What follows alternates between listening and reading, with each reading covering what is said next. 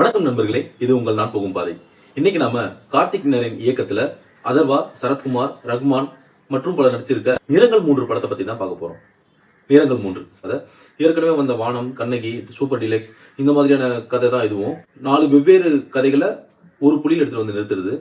அதே மாதிரி இதுல சரத்குமாருக்கு, ரகுமானுக்கு, அதர்வாக்கு ஈசன் படத்துல தம்பி கேரக்டர் பண்ணவர், அவர் பேர் டக்குன்னு ஞாபகம் வரல, அவரோட வாழ்க்கை, இவங்களோட வாழ்க்கை எப்படி ஒரு புள்ளியில வந்து நிக்குது அப்படின்றதுதான் இந்த படத்தோட கதை. ஒரு டீசென்டான ஸ்டோரி, ஒரு டீசென்டான ஸ்கிரீன் பிளே. இதுல ரொம்ப பெருசாவும் எதிர்பார்க்க முடியாது. படமே மொத்தம் ஒரு 2 ஹவர் படம் தான். இந்த 4 பேரோட லைஃபையுமே ஃபர்ஸ்ட் ஹாஃப் குள்ளேயே வந்து அது 4 ஸ்டோரியை 2 ஸ்டோரியா மாத்திடுறாங்க. செகண்ட் ஹாஃப்ல அந்த 2 ஸ்டோரி எதை கொண்டு நகர்ந்து போகுது அப்படின்றத ரொம்ப கொஞ்சம் சுவாரஸ்யமா எடுத்துட்டு போயிருக்காங்க. இன்டர்வல் பிளாக்லாம் நல்லா பண்ணியிருந்தாங்க. அந்த கிளைமேக்ஸ் போர்ஷன் கூட நல்லா தான் இருந்தது. ஆனா இதுக்கு நடுவில் இருக்க ஒரு சில சீன்கள்லாம் வந்து ரொம்ப லேக் ஆன மாதிரி இருந்தது. படமே ஒரு 2.25 மணி நேரம் படம் தான். 2 ஹவர் 2.25 மணி நேரம் படம் தான். அதுலயுமே வந்து கொஞ்சம் ஸ்லோவா போற ஃபீல் நான் ஆட்டோமேட்டிக்கா எடுத்துட்டு வர ஆரம்பிச்சிருச்சு. ஃபர்ஸ்ட் ஹாஃபை விட செகண்ட் ஹாஃப் கொஞ்சம் விறுவிறுன்னு போன மாதிரி இருந்தது. ஃபர்ஸ்ட் ஹாஃப்ல இன்னும் கொஞ்சம் ஒர்க் அவுட் பண்ணிக்கலாம்னு தோணுச்சு. என்னதான் கார்த்திக் நேரன் ட்ரை பண்ணாலும் அவர் ஃபர்ஸ்ட் பண்ண துருவங்கள் 16 அந்த எஃபெக்டை இன்னும் அவரால் திருப்பி கொடுக்க முடியலன்றதான் நிதர்சனம். நிறைய கம்பேக் கொடுக்கறதுக்காக ட்ரை பண்றாரு. இந்த படம் வந்து இதுக்கு முன்னாடி அவர் எடுத்த மாறன் படத்தை விட எவ்வளோ பரவாயில்ல. ஆனா இதை இன்னும் கொஞ்சம் பெட்டரா பண்ணியிருந்தா அவர் ஒரு பேசு பொருளாக இருப்பாரு. நல்லாவே பண்ணியிருக்கலாம். படத்துல நெகட்டிவ்னா இந்த கதையில ஒரு சொல்ற விஷயமே வந்து ட்ரிங்க்ஸ்க்கு அடிமையாக்க கூடாதுன்றத ஒரு ஸ்டோரியா சொல்லியிருப்பாரு.